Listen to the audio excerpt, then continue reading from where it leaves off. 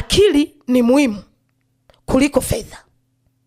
Akili ni muhimu kuliko elimu. Haleluya. Kwa sababu kitendo cha kuwa na elimu pasipo akili kujua jinsi ya kuitumia elimu uliyoipata itakuwa ni kazi bure.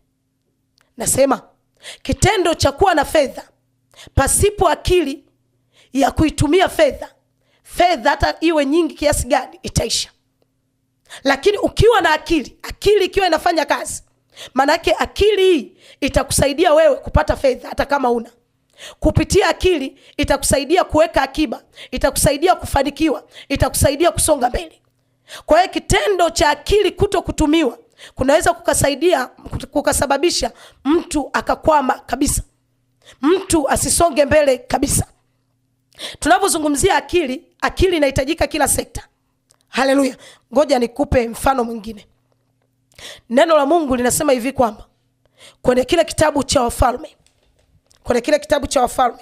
Wafalme wa kwanza, kwenye kile kitabu cha Wafalme wa kwanza 3, kwenye kile kitabu cha Wafalme wa kwanza sura ile ya 3.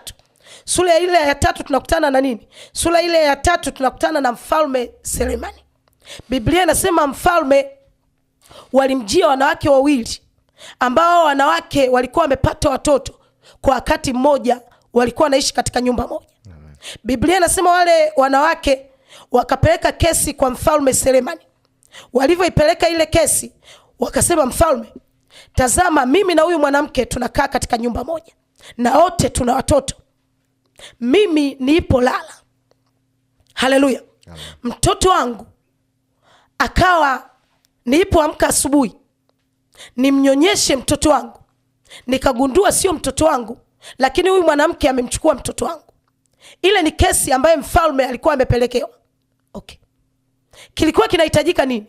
Ilikuwa inahitajika hekima ya Mungu ambayo ndani kuna akili kwa ajili ya kufanya maamuzi juu ya ile kesi.